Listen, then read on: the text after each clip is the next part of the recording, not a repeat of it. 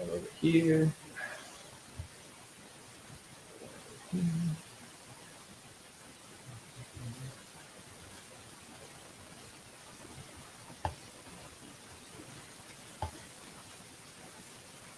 Right. Okay, let's go ahead and do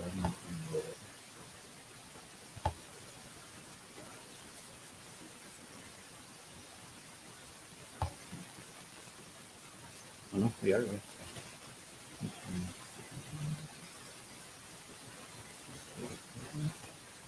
There we go. She just said, "You are that." Hey, what's up, everybody? Welcome into Brian's Badass Reviews. This is stream number 2, and I'm super excited about it. Kind of excited about this new stream thing that we're doing here on the channel. And just want to welcome in anybody that might be coming in live. And of course, anybody that might be going to watch this on the replay. And so if you've never been to the channel before and you're just checking this out, my name is Brian. Of course, you're in Brian's Badass Reviews. I do not pretend to have a niche. So a lot of YouTubers, they like to do that. They have niches that they go in. It's probably the right way to do things, but I kind of just go with the flow, and I kind of like to just review whatever I kind of feel is kind of cool or interesting or beneficial or information to give out at the time. So that's a little bit of my channel in a nutshell. So thanks so much for being here. Thanks so much for watching. I'd be honored if you hit the subscribe button at some point, or if you, if you want to hit the like button, it'd be awesome. But today's live stream, I have with me a special guest procured from the bar industry. He is a U.S. 2022 U.S. world-class top 100 ranked bartender here in the United States. He is a badass motherfucker. He is an awesome mixologist, manager of one of the best bars down here in the Rio Grande Valley called Station 1. So without further ado, thanks so much, Omar. Trevino. Yeah, man, no, I really appreciate you taking the time. I appreciate you having me, man. Yeah, it's awesome having you. I've never done this, so I'm super nervous. Well, this is my second one. To do with my I don't know either. So Omar, like I said, is a top-ranked world-class competition bartender, and he's nice enough to give us some of his time tonight and kind of just talk about the industry. I thought it'd be cool to have him on, and I'm sure if you're watching this channel, you probably like to go to the local watering hole and have yourself some beverages every once in a while. So I thought, what better chance to get somebody that has come up in the industry, is a master at his craft, and kind of talk to us about the ins and outs. And figured we'd do kind of an ask me anything, I guess, right? So I'm gonna just make a comment over here. Welcome everybody to the live stream. Really good. What are you drinking on that? There, Corona Seltzer-rito. Yeah, beer. This isn't a paid advertisement. Yeah, not sponsored by Corona or Dos Equis, which I just stopped at the Circle K. So it looks like Rini joined us. Thanks so much, brother. Thanks for joining us, man. Good to see you. So Omar, man, welcome in. Again, for those just joining, world-class competition, top 100 ranked bartender, man. How'd you get your start kind of in the industry, and just kind of talk us through, like, how you got to where you are today? I was a bouncer at a bar club called Medusa Lounge in Brownsville. Okay. That was my first taste of the industry. Brownsville, Texas, for the international viewers. Yeah, Brownsville, Texas. Great city. Yeah, I was a bouncer there for about a year. Then it closed, and my old manager from Medusa, Leo, he called me to go work at this other really cool sports bar called Doghouse, and I was a bouncer there for maybe like 6-7 months before I got drunk, and I think I called my manager Mariano and then told him that I want to learn how to bartend. They made it look really cool. Yeah, that's good. And yeah, I learned the ropes there at Doghouse, and I worked at a bunch of other cool bars. And Yeah, so you've helped actually open up some bars around the valley too, right? They've kind of brought you in. I've been like on the opening staff. Yeah, but, on the opening stuff. yeah. You've worked kind of everywhere, like McAllen, Edinburgh, right? Yeah. Now you're down here in Harlingen. Cool, man. You want to tell us a little bit about Station One? Yeah, it's Or maybe I don't know. it's a nice. Station It's One. man, Station One is it's a nice little cocktail bar. You know, it's neighborhood. It's a neighborhood bar. Yeah. Same people every day. Same great people every day. Yeah. Love my regulars. You're one of my regulars. don't do it. Yeah, so Station One is I think it's probably one of the best whiskey selections in the valley. As far as I mean, there's others out there, but especially in the area that we're in, you're not going to go in and find the whiskey selection that you find at Station One. Great food, right? Great food there at the bar. Yeah, man, it's awesome. So, yeah. So cool, man. So, if you guys are in the chat and you want to fire some questions away, I'll kind of kick it off with a couple that I think are kind of fun. I'll just give you a softball one, and this is probably a cheesy question right away. Favorite cocktail to make? Favorite cocktail to make? Yeah. I'll say the old fashioned. Old fashioned. And it's just because it's easy. Yeah, it's classic. on a busy night, it's just a quick one to serve. Yeah. Put it in a glass. Yep. Spin it. And Test it. Push it. Yeah. Drink it. What I think is interesting about the old fashioned is that the old fashioned really varies on how it's made throughout the country, right? So I'm originally from Wisconsin, and up there it's brandy old fashioned. A lot of brandy old fashions. They do the whole muddling and everything. And I don't even think I had a whiskey old fashioned until I moved down here to Texas, and kind of became more interested in whiskey and stuff like that. And then that's when I started drinking the whiskey old fashions. And I've heard, like, if you go to Arizona and you go to different states, like, they have a really different philosophy. Some people use the sugar cubes. Some people just use simple syrup, right? So walk me through your old fashioned. What's your, or maybe it's a secret. Maybe I'm not supposed to. No, it's just a regular, just the way I learned how to make an old fashioned from the people I learned how to bartend from. It's just 3 dashes of Angostura bitter, bar spoon of I like to use brown sugar syrup. It's a lot richer. There you go. Bar spoon of that, and a little 1.5 ounces of bourbon. Yeah. Okay. Ice good. cube, stir it, orange zest. Nice. Love me the old fashioned. Love me the old fashions, and they're what, $5? $5 every Friday. $5 Station every One. Friday. Hey, just throwing that out there for if you're in the area.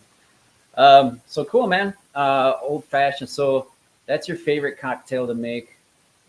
Would you say, like, let's talk about just kind of like your crafting. Let's talk a little bit about the difference between kind of just you walk into any bar and they're just pulling beers out of the cooler, and maybe somebody that's more into their craft, a mixologist, or into mixology and really crafting and taking the time and the measurements and everything like that, rather than maybe going into like I don't know, one of your big restaurants, chain restaurants, and they got everything pre-mixed.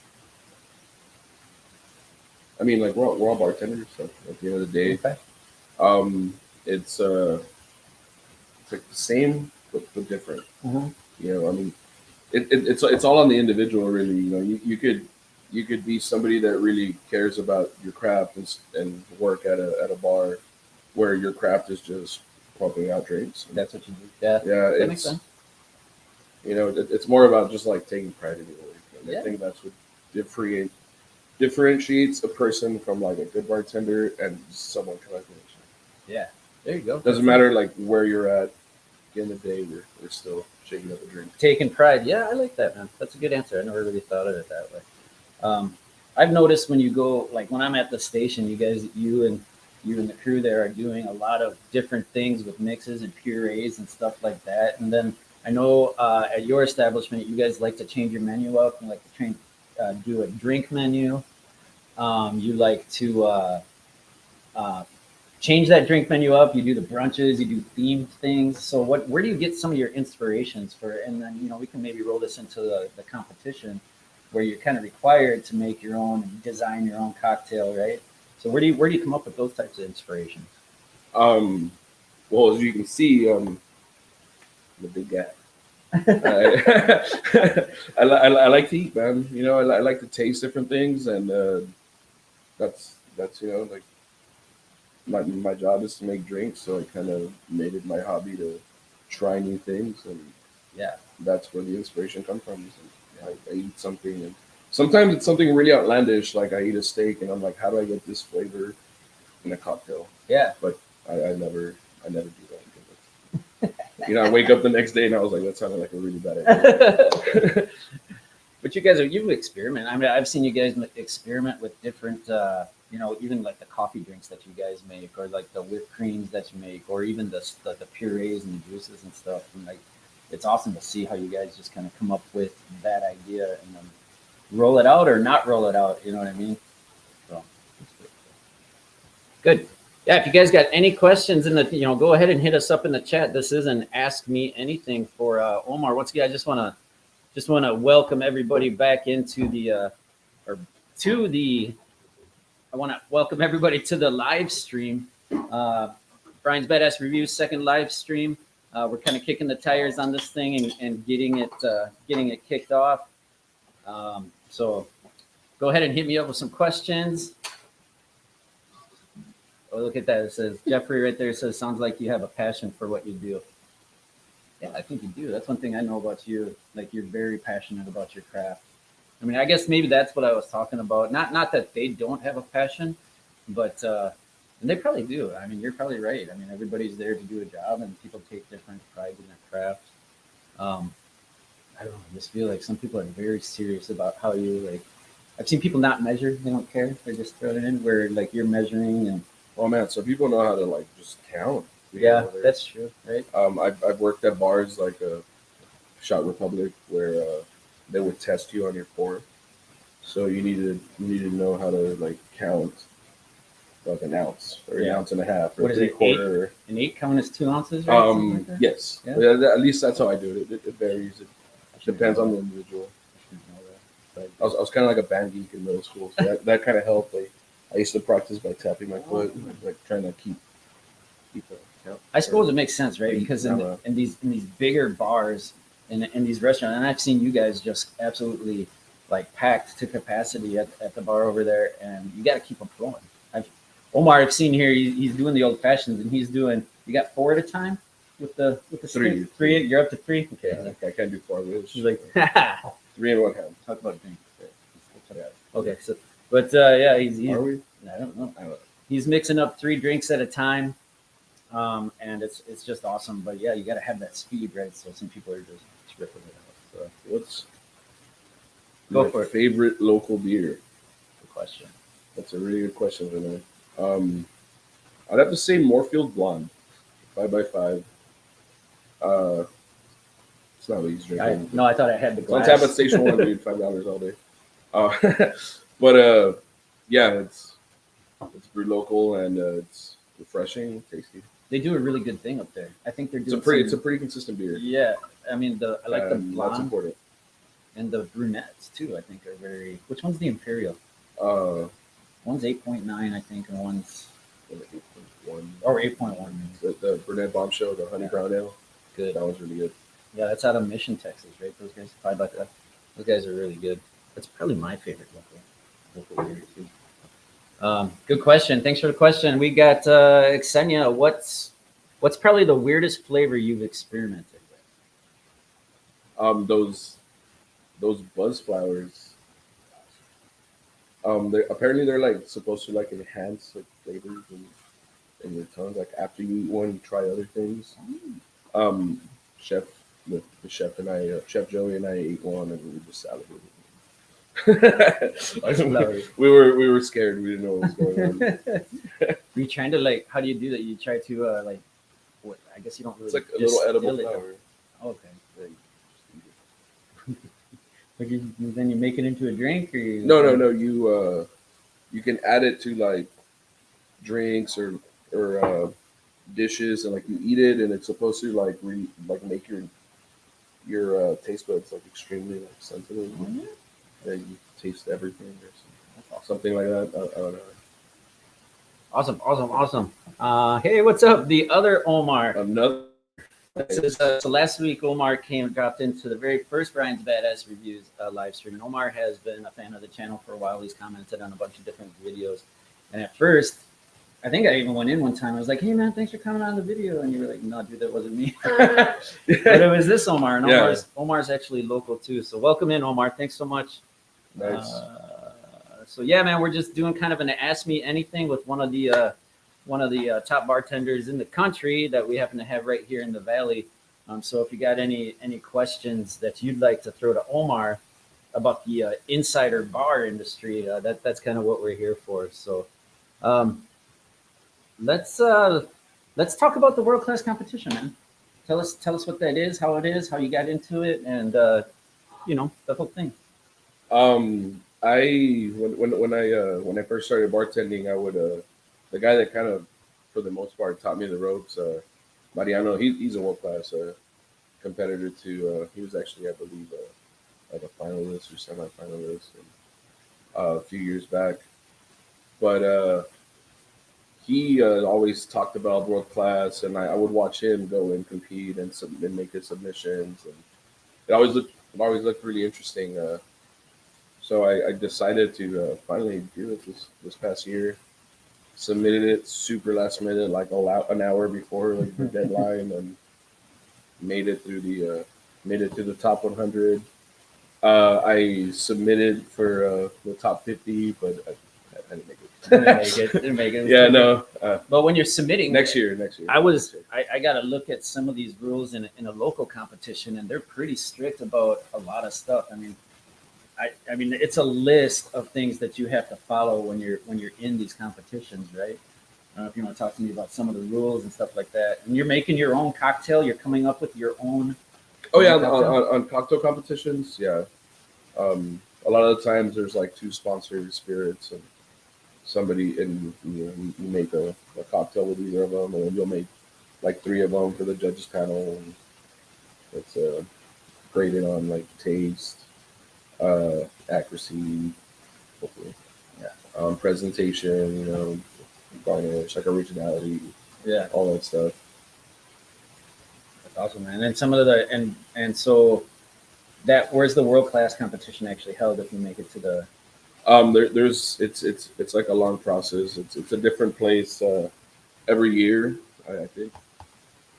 This is my first time actually making it, so I don't know too much about it yet, but this year it's in Sydney, like the world, the final. Okay. It's in Sydney, Australia. Was it Vegas last year? No. Sometimes like to get to like the top 25, top 15, like those are in-person competitions. Okay.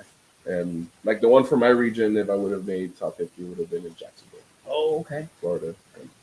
Sydney, that'd be awesome. Omar has a question here. He says, "What bourbon do you recommend for an old fashioned?" My personal like just like cheap bourbon to use in an old fashioned. That's good. Excuse me. Is Old Granddad at Station 1.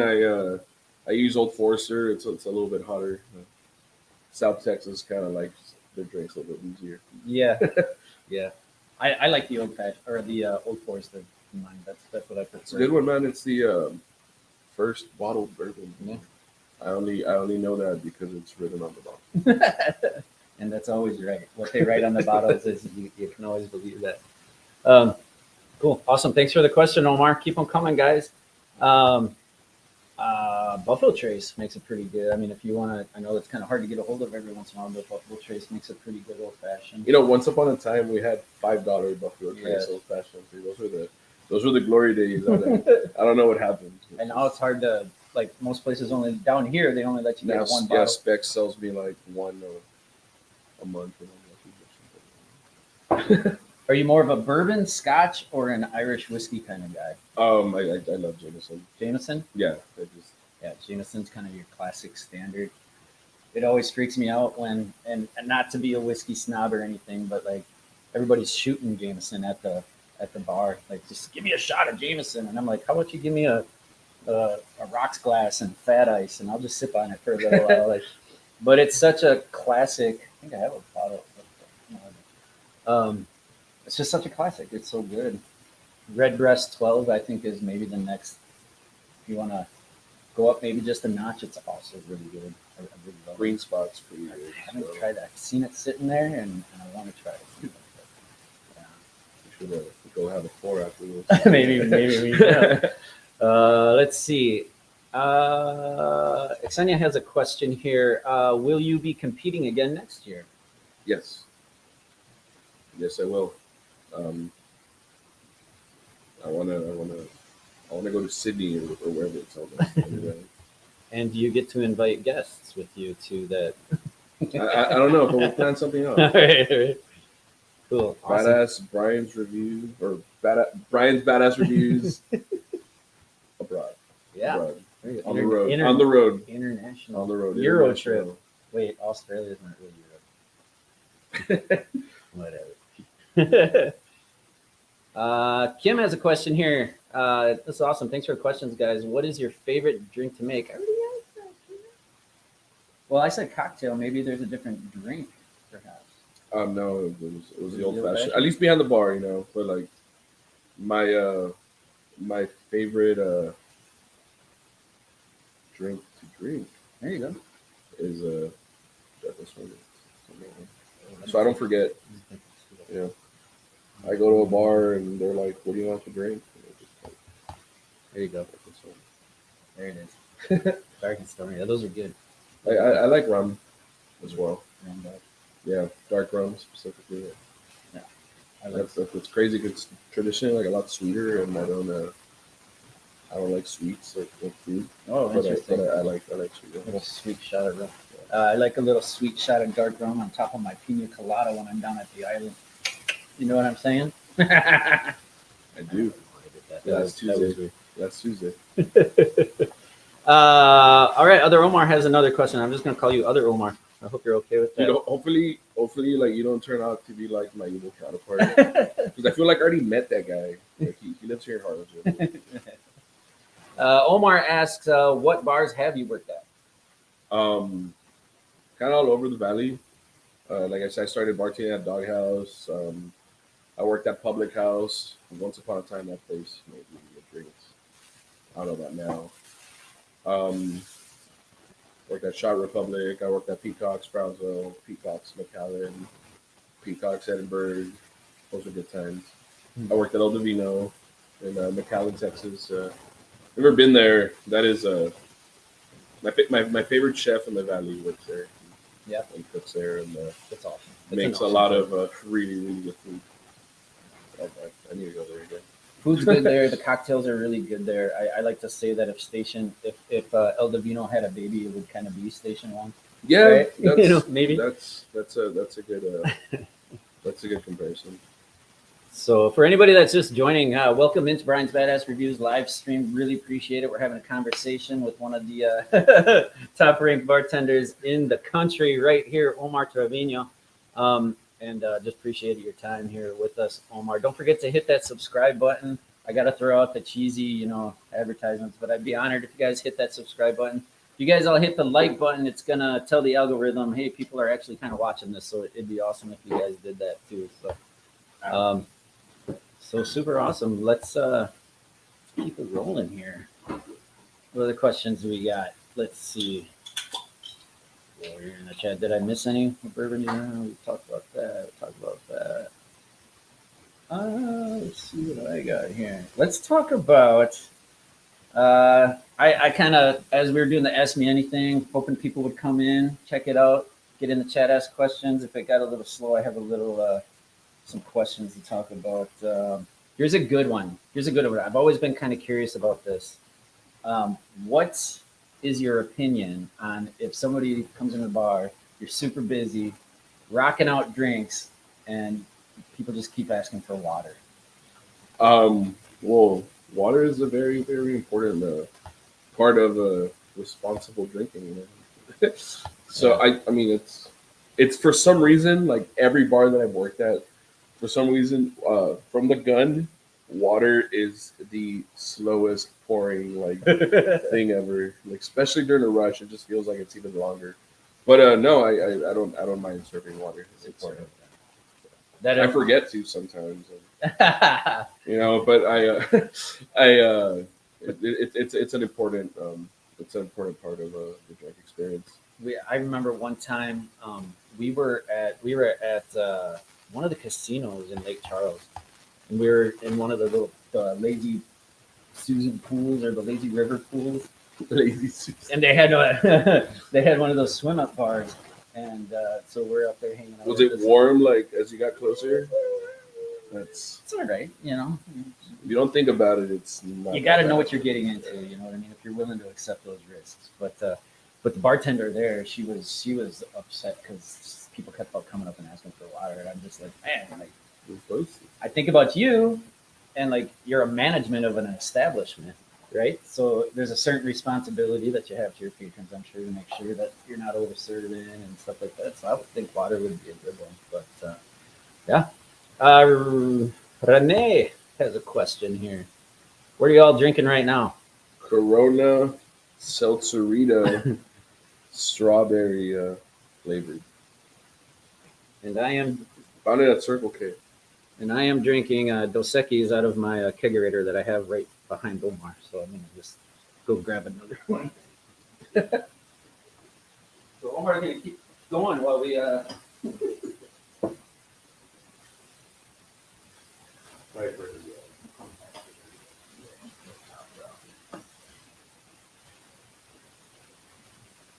What about you, Rini? What are you drinking?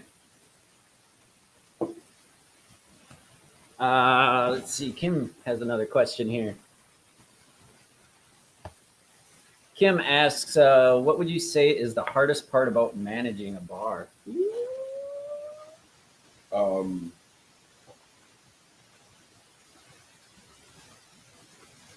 That's a hard one. It's a lot of responsibility. Man.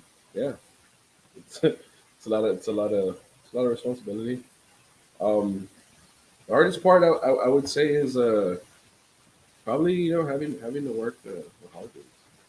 Oh yeah. Yeah. In my job as well, we got to work the holidays. So I usually get it off, but my guys have to work, and I feel bad for them.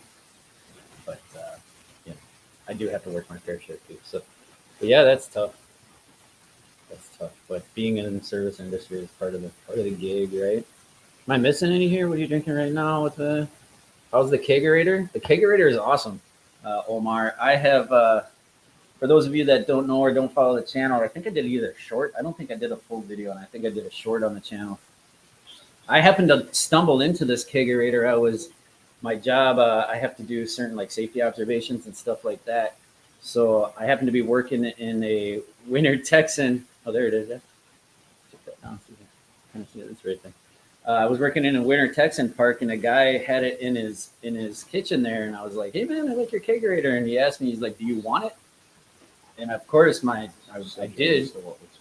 But I know how much they go for too, so it was like, man, I do want it, but I don't want to pay all that. He's like, nah, man. He's like, just name me a price. So I got it for like $200 with everything. Like he gave me a cleaning kit and all that stuff. So I got real lucky with it. But it works real well. Keeps the keg nice and cold. I do have a little problem with still kind of trying to figure out the foaming issue, but I think I've got it kind of nailed down, and I've learned some tips and tricks with that. Yeah, man. What we got?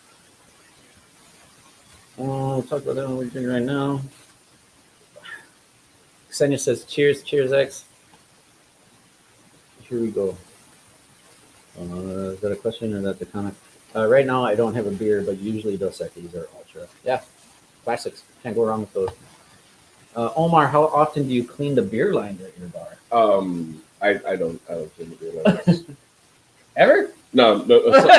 Some LNF is really good. I that's why I keep my beer lines like primarily LNF Mm. because they're really good at maintaining our beer lines clean. They come in routinely, like They're your distributor? weekly, bi-weekly. That's your distributor. Right? Yes, that's where I buy my kegs from. Nice. Awesome. I have yet to clean my beer lines here at Station 2 or Brian's Badass Review Studio. Station 2. Whichever.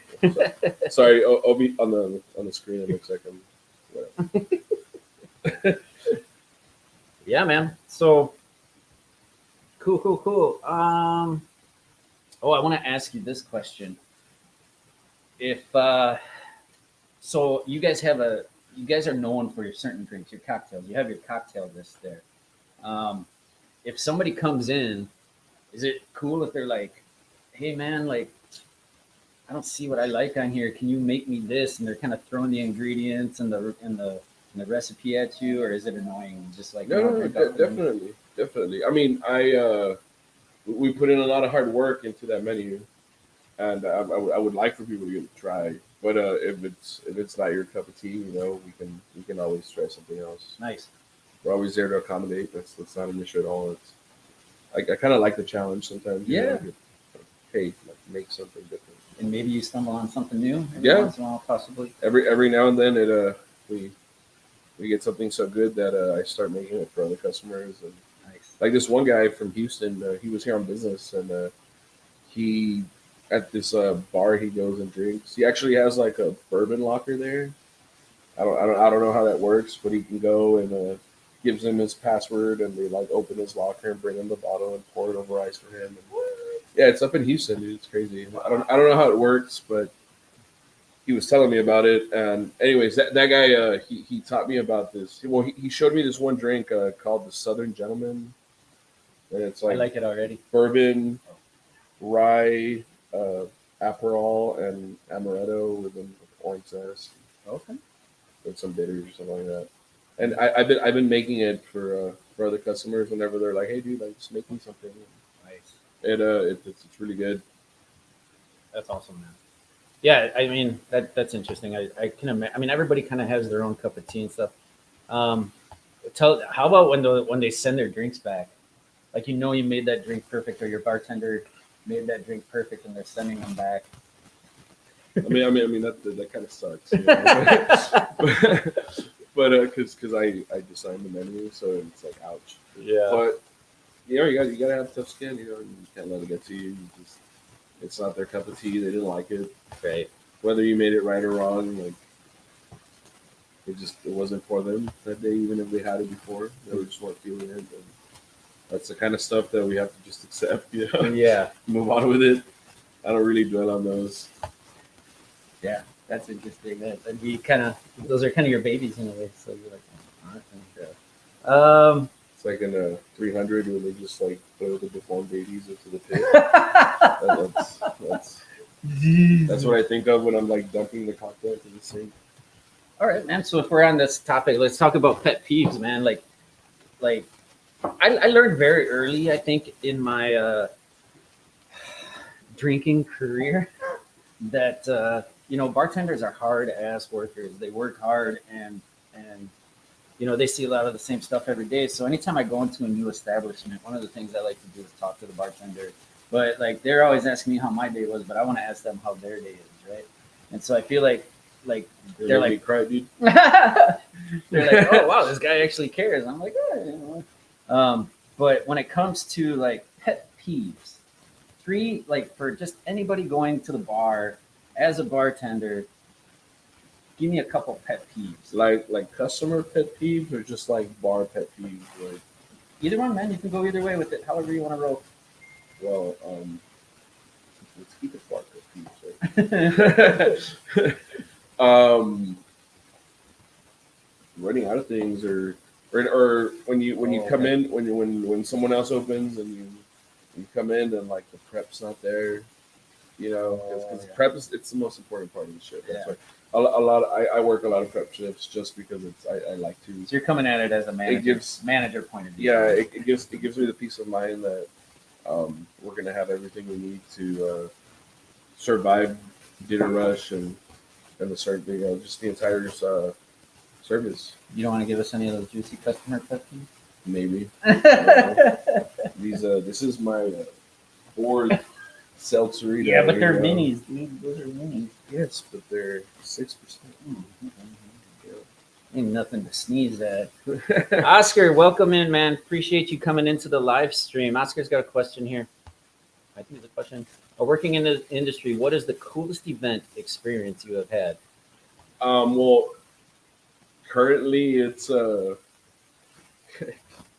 laughing. I was just thinking, like, what did I do? What did I say? Currently, it's been world class. You know, it's something that it's something that I've always wanted, and it was like a really emotional roller coaster for me. I remember getting the email, picking up an order for Station 1 at Feldman's after like getting a talking to at the fucking manager meeting. Am I allowed to curse on this? Yeah. It just came out. Pat McAfee does it. I think we can do it, right? Seltzers. And you know, it was kind of like a semi-stressful day. I kind of like heard it from the owners, and I mean, you know, it happens. I needed to. It was I had taken time off to like, because I had procrastinated on this whole world class stuff. So I had taken time off. I had like called in people to cover my shifts to make the deadline. Yeah. And you know, they weren't too happy about that. But they were extremely supportive of it. They just didn't know because I didn't communicate. I kind of did like the whole ask for forgiveness later kind of thing. It's easier to ask. But anyways, so all of that had happened. I had gotten a talking to because I had kind of avoided it, and it just so happened that the day that they finally said something about it, I was like really busy picking up an order from Specs, or it used to be Feldman's, and I get the email, and one of my old coworkers now working at Specs was at the register, and she sees my eyes water, and I'm just staring at the phone, and she's like, "What's wrong?" And I'm like, "I just made world class," and I walked away, and I just stared at a wall for a little bit. Yeah, so let me circle back to the world class, just so you guys, for those of you that are just entering the chat or the live stream, sorry. Omar is a world-class top 100 ranked US 2022. I always say that order all wrong. But the world-class competition is a competition amongst kind of mixologists, bartenders, all of that kind of stuff. And it's a huge deal. It's kind of like, is it the Super Bowl of the bartending kind of like up there? Like kind of yeah, man. It's like it's like Tom Cruise mixing cocktails. It's like the Tour de France. The Tour de France, or like the World Cup. The World Cup. Yeah. Or I don't know. So it's like the Goblet of Fire but for bartenders. So I didn't even know, like, I had no idea that there was this whole competition realm. I mean, there's shot competitions, there's DAC competitions for daiquiris, there's a world class, there's all these, like, I had no idea that there's such a competitive and almost a a community amongst like the local bars and stuff with getting into these competitions, and y'all invite each other to them, and are they public events or are they private events? Yeah, no, they're public events. Man, it's so cool. But yeah, so that's where the world class comes from. If you guys have never heard of the world class competition, that's what it is. It's like the Super Bowl of comps for bartenders, crafting cocktails and what it might be for that certain competition. But yeah. I wanted to be a bartender after I saw the movie Cocktail. I've actually never seen that movie. I can't think of the other dude's name. I've never seen that movie. I've always wanted to, just because everybody talks about it. I've just never found the time. It's pretty good. Man. But Tom Cruise is in it. And Top Gun, man, it's coming out Friday. You know that whole thing about like how one of his front teeth lines up in the middle? Right down. I've never seen him the same. It's like when you told me about Megan Fox's front thumb.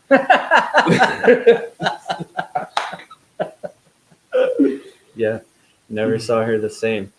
Ksenia has another question here. What's the hardest part about competing?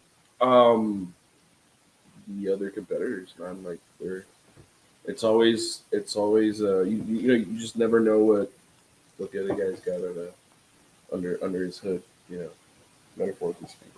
Yeah. Yeah. Good one. Theodore Roosevelt, welcome to the chat, man. Thanks, or welcome to the live stream. Dead president. Here we go. Theodore. How do you mentally prepare yourself for a competition? I kind of just do stuff that I like.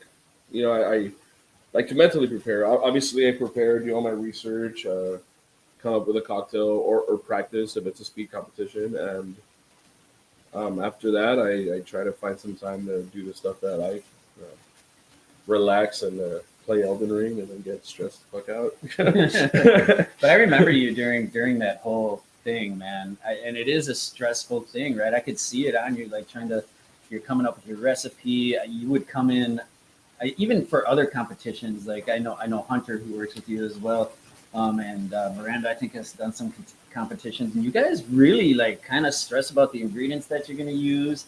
You're there pureeing stuff early, like before the bar even opens, and kind of working with different things, right? Like well, it all goes back to taking pride in what you do. Both those people take pride in everything they do at Station One, and that's why they're as successful as they are working there at Station One. Yeah, you got amazing crew there. Everybody, the waiters, the waitresses, the bar staff, the food is amazing. I'm not trying to just plug and blow smoke up your ass, but we love that bar. So, what do we got? I'm missing some questions here. I saw a good one here. Here we go. This is back from the other Omar. Omar, have you ever met any celebrities while working? I got to say hi to Conan O'Brien, working at Salvation Pizza during South by Southwest in Austin. But for me, that was like the coolest thing ever. Yes. Like I met other celebrities in the bar industry, but dude, I grew up watching Conan O'Brien, late night with Conan O'Brien, Legend. and it was like Tonight Show with Jay Leno. Did he say hi back, or was he like? Yeah, he was just like walking alone, like minding his own business. Tall ass, pale dude. That's awesome. Man. It was really cool. I said, "Holy fuck, is that Conan O'Brien?" And through the glass, the doors were open. He heard and looked in our direction, and we just immediately the bartender just fucking waved, and he fucking waved and walked away into the sunset.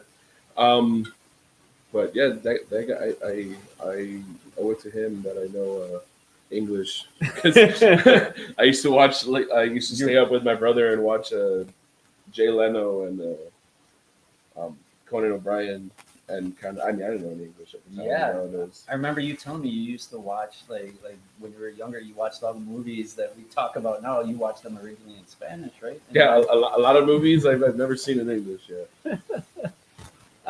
Theodore Roosevelt is back with another. Can you tell us more about your submission for the world class competition? Yeah, what was it, man? What did you concoct up? While you're talking about that, I'm going to grab another beer.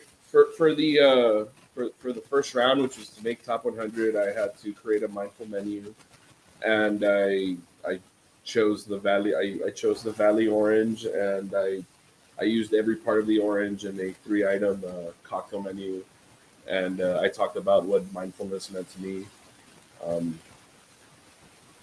And that was kind of like about it. Yeah. What were your ingredients in it? It was the Valley Orange. The Valley Orange was the focus around it. On the first cocktail, on the cocktail that they recreated, the 77 Sunshine, named after famous strip in Harlingen, Texas. I used a dehydrated orange, and I floated it on top of a nice little egg white on the Through the Hills with Grace. That one was inspired by the wonderful owner at Station One, Grace Cycley, who happens to live in Treasure Hills. It was a nice little car drive we had one time. Yeah. That one I used an orange zest, and then I used an Ed Carey highball. That's another intersecting street where Station One is located, and that one I used orange juice in the cocktail. Nice, cool, fresh squeezed Valley orange juice. That's awesome. I like that you bring that Valley Orange into it, right? Because that's there's a lot of heart in that fruit down here in the Valley. I mean, it's used everywhere, so that's awesome, man. Kind of keeping it home, putting your own spin on it, putting it out in the competition. Awesome.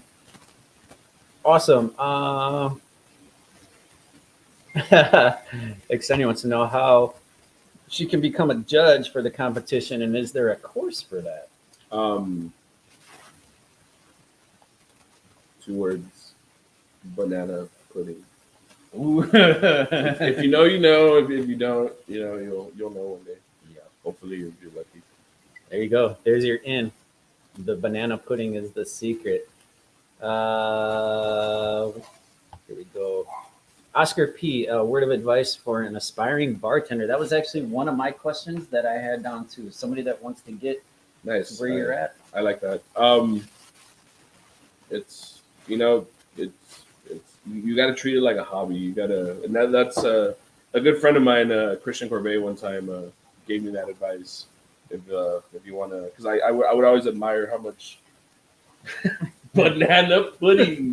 Wow. Yes. You're in, dude. I don't know what competition yet, but you're the judge. You're the judge. Wow. Man. Awesome. Like $1 million. Sorry. Back to the question. Good buddy of mine one time told me you gotta, because I would always admire how much knowledge he had. He knew every bottle behind us when we worked together at El Divino. He knew every bottle behind us when we worked together at Station One, and I always admired that about him. And whoa, some Coronas, dude. He told me, you gotta treat it like a hobby. You gotta treat it like a hobby, man. That's the best advice I can give you. That's how you get good. You gotta take pride in what you do. Take pride in every cocktail, every server. I mean, every service, every customer that you seat or serve. It's kind of like every time. That was actually I kind of saw that from the kitchen door. I know Divino. It said every guest, every service, every time. Yeah. That's awesome. That's good. And I mean, it's like it's really like anything else, right? Don't you have to? I mean, you kind of work your way up that ladder, right? I mean, I see the young cat at the station now. What's his name? Paul. Yeah. Yeah, and we've seen some other come through that they kid, start man. as a bar back, and then as they kind of learn, maybe you put them on the floor and they're serving, and maybe you get them back behind the bar. I think Ventura is now kind of getting behind the bar. Yeah, she was actually bartending tonight, and nice. Miranda was managing tonight, which totally made this possible. Yeah, awesome. That's awesome. So kind of climb the ladder and do your best at everything you do and soak in everything like a sponge, I would imagine, right? And then just kind of keep working. Yeah, it's always take pride in what you do, because if you don't, why are you doing it? Are there any pitfalls? I know it's a tough industry, man. I know it can be like pitfalls. What do you mean? I don't know. Is there any like? Because I don't know. Maybe it's a dumb question, but like you can go like on a different path, right? Like because look at you. You elevated up. You went through the ranks. You were a bouncer, and now you're freaking managing a bar, dude. And that's awesome. Like some people I guess it's just not for everybody, right? Some people just have it for just a job, and then other people really like it and they want to continue with it and grow. Speaking of which, you also did some work with TSTC. Yes, I helped Chef Emma and Chef Omar develop a mocktail program for their to be added to their culinary curriculum, but they actually canceled the entire culinary program shortly after. It wasn't them; it wasn't their fault.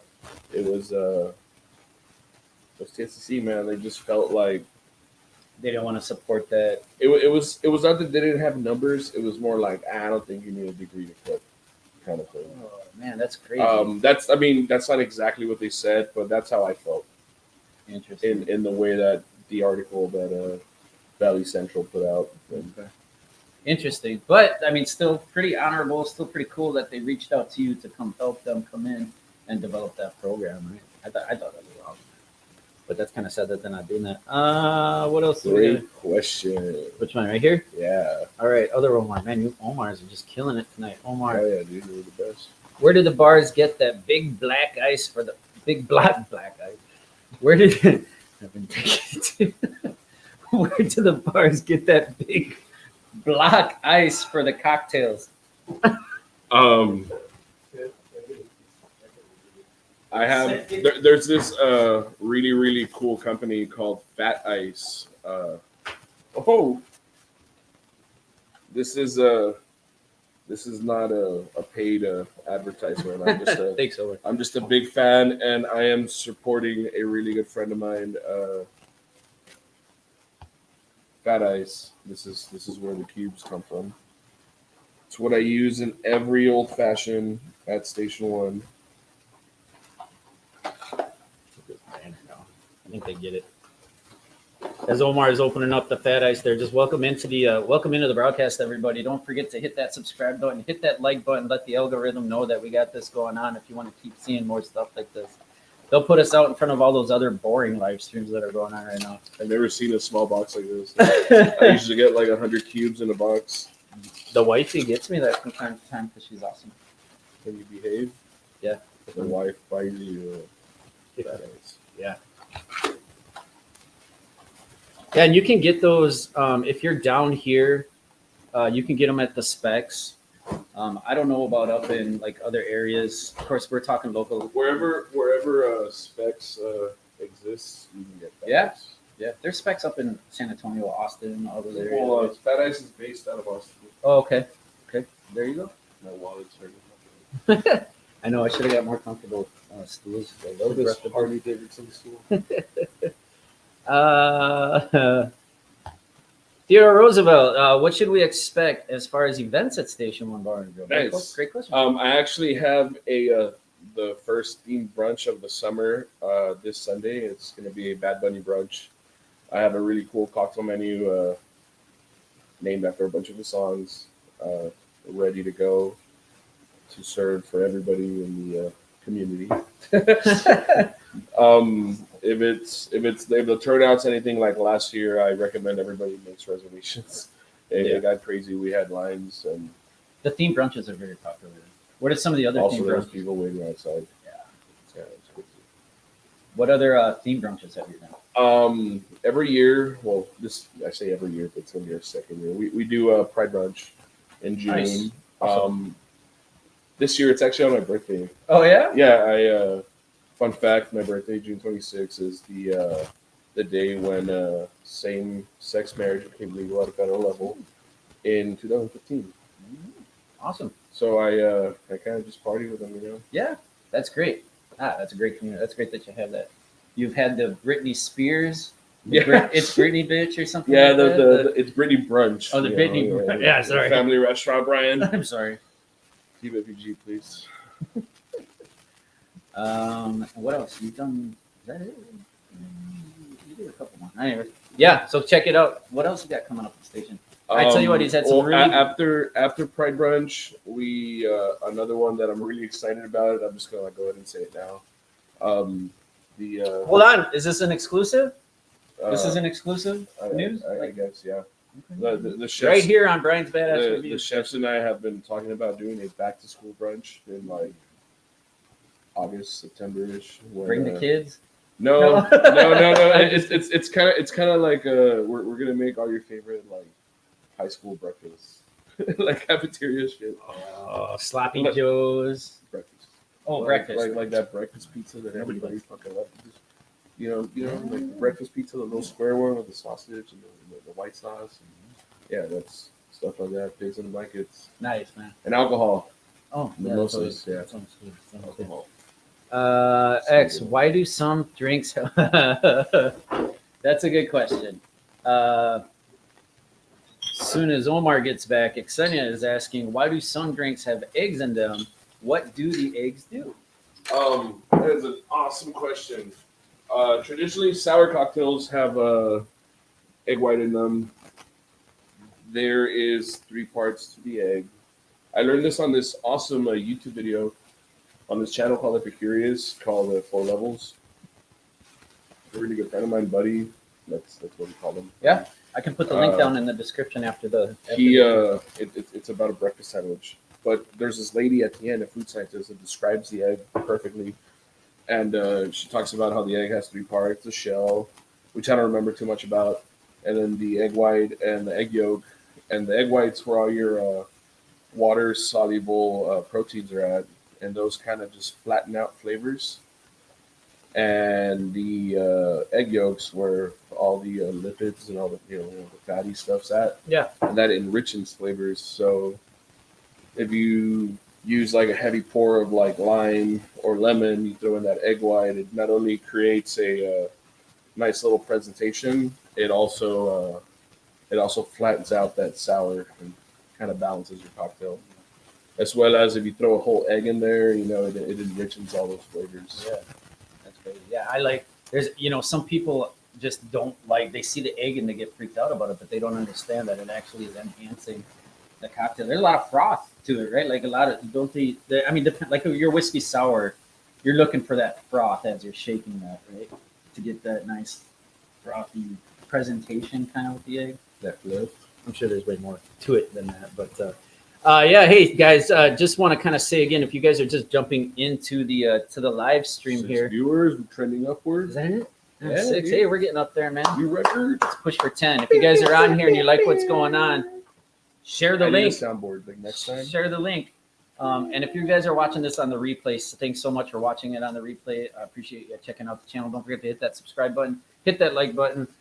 Next question we got here. Wait, there was a good one I thought I saw here. Oh, yeah. Dear Roosevelt again, asking, what is your favorite garnish to use? I learned this really cool like cucumber flower like spiral looking thing from a really good friend of mine, Lorenzo Garcia, when we worked together at Doghouse. He taught me how to make it. That's kind of like my favorite garnish to make. I think I have a picture of it on my phone. I have a billion pictures. Hold on. You're good. You're good.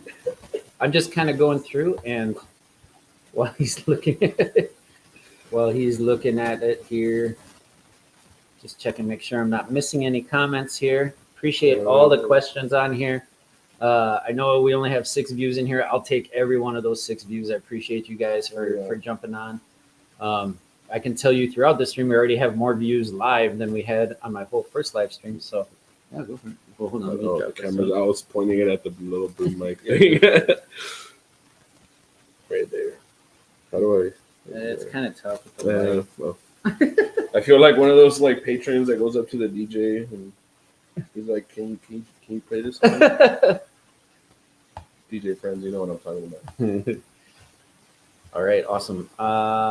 X wants to know what's on your brunch menu, or is that secret? No. It's actually on our website, but steak and eggs, avocado pita, some breakfast tacos, chicken and waffles, as well as Harlingen's best Bloody Mary, and that's just what I say. So I'm ready to fight about it. I'm just kidding. No, it's good. I mean, I love your micheladas, which if you happen to be chiming in and you're not from the RGV, you might not even be aware of a michelada because I wasn't before I moved down here. But it's a very similar mix. It's not quite the same as a Bloody Mary mix. And of course, instead of vodka, it's something that you mix with your beer down here. What do you think is the best kind of hot sauce to use in your michelada? Yeah, I'm pouring out all my secrets here. We don't have to. We don't have to. Valentina hot sauce, the black label one, not the yellow label. Yellow labels for pussies. Black, sorry, the black label one for sure. Clamato base. Yes, I use my michelada mix in the Bloody Marys as well. I don't use just straight tomato juice. Yeah. So definitely Clamato based. Lots of Worcestershire sauce. That's how you pronounce it, right? No one knows. Worcestershire. It's cool because the H&B brand says salsa inglesa on the bottom, and it makes me feel better about myself. I just say, "Oh yeah, just give me some salsa inglesa," and the whenever I send someone to shop, and they just kind of look at me like, "What's that?" And then I have to say, like Worcestershire. Yeah. Anyways, I just send them a picture of it nowadays. It's a point of contention, I think, right? Though, like michelada is like you cannot go to the same place and get the same michelada. Like everybody kind of has their own spin. Same with Bloody Marys, right? I just kind of feel like in order, like our next president should be able to pronounce that, or else they just can't be in office. I like that. I like that, man.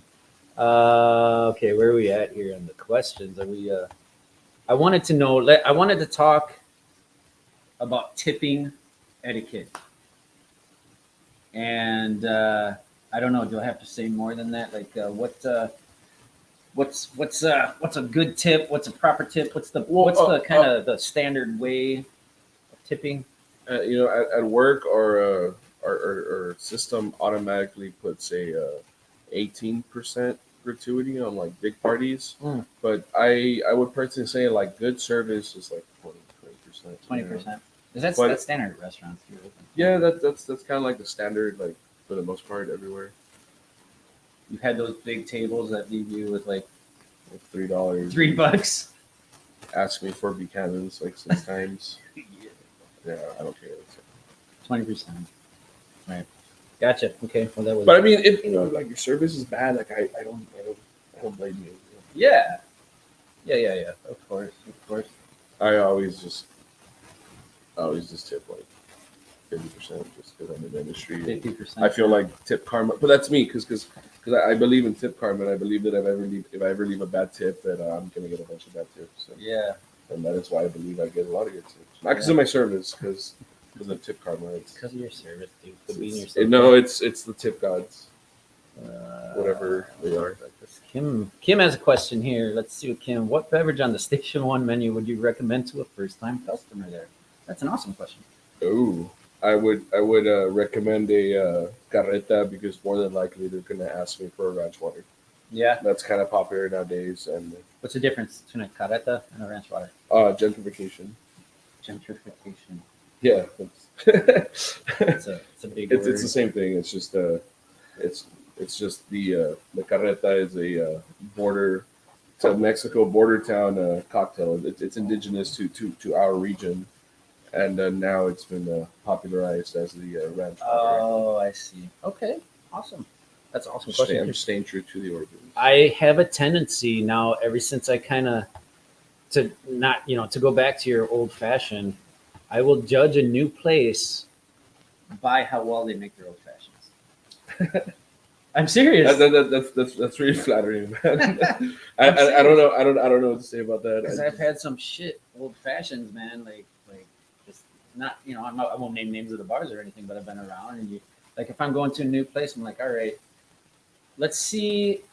I mean, because it's such a classic cocktail, and if you can't make a decent old fashioned, like, is it to me? I'm just like, maybe we just kick rocks out of this. I mean, place, it all depends. Like, if you're at a cocktail bar and they can't make a decent old fashioned, then it's like, what's going on?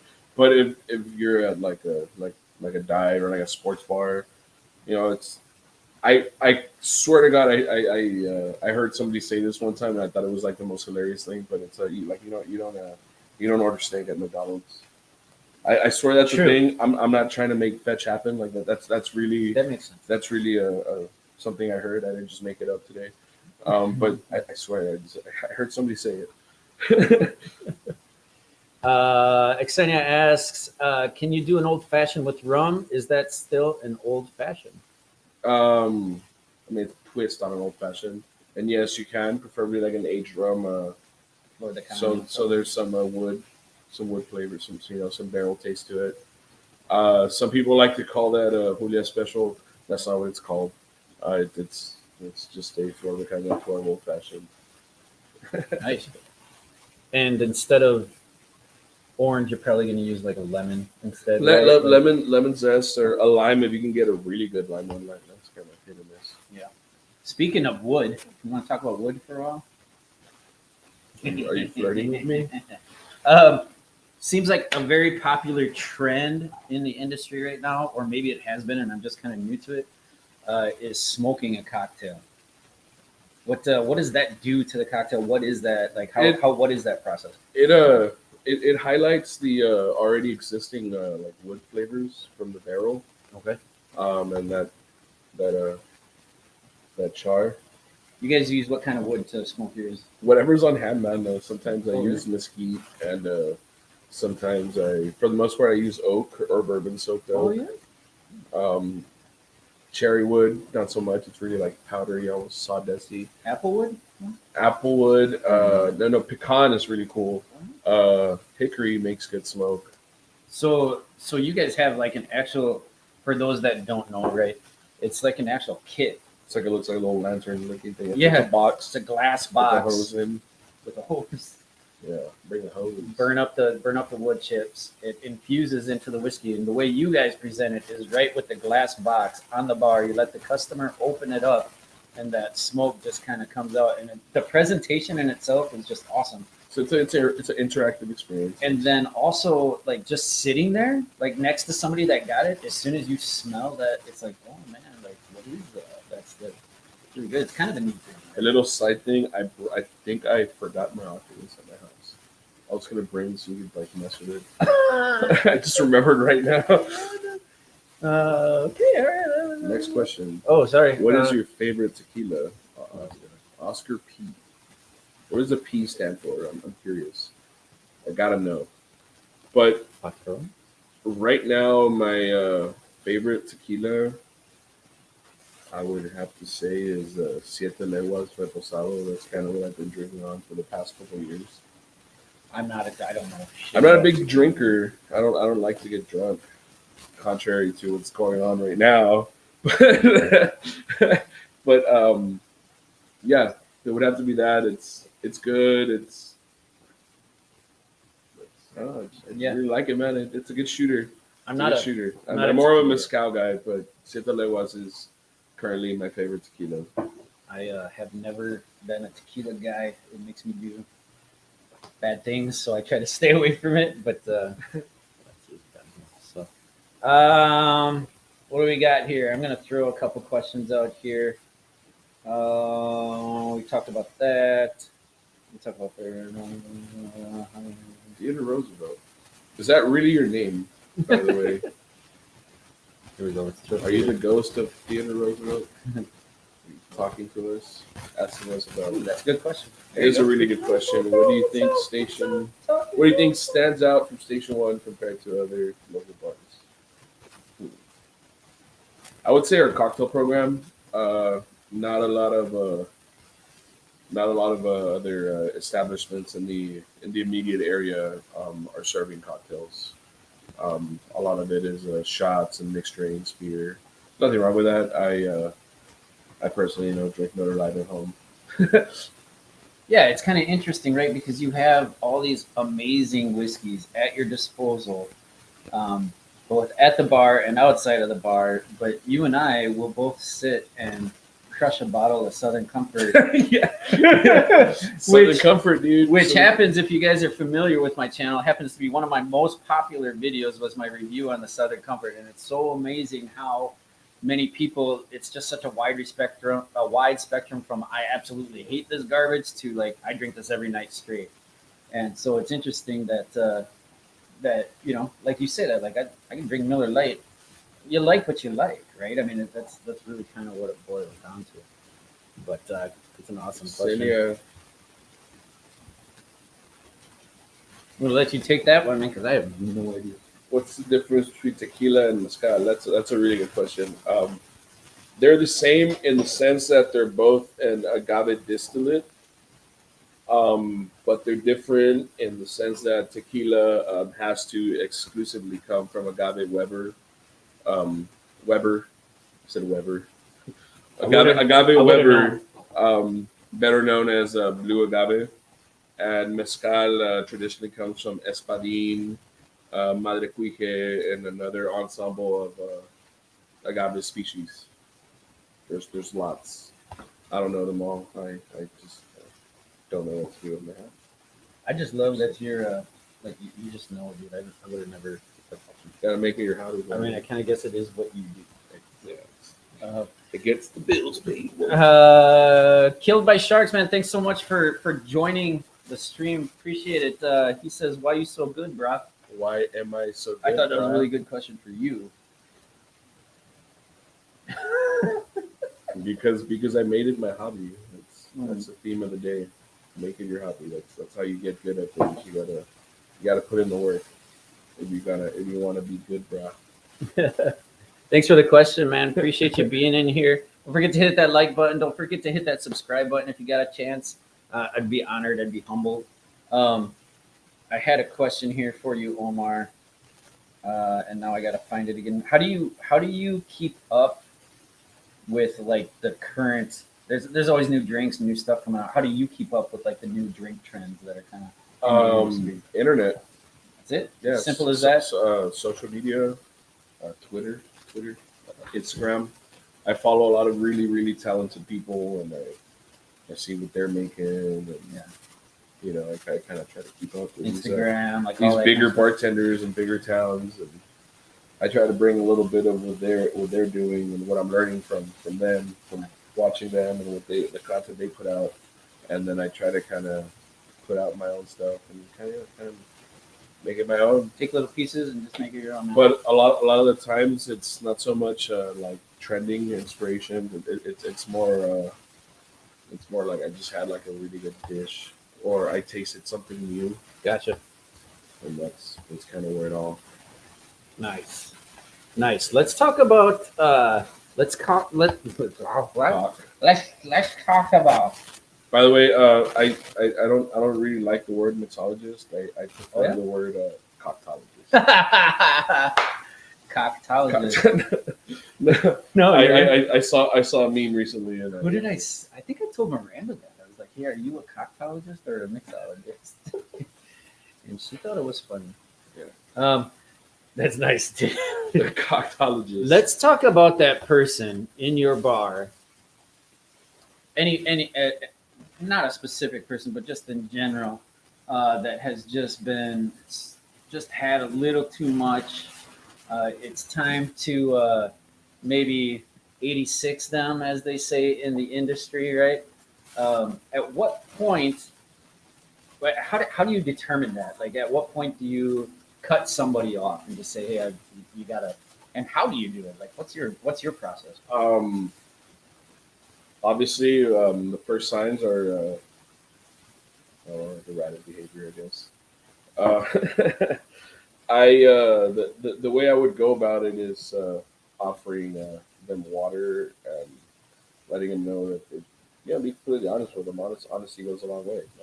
You kind of had enough. And it's not so much that it's not, like it doesn't benefit me to cut you off, Right? But it kind of does. Yeah. But it also it's not about me. It's about making sure that you get home safe. Yeah.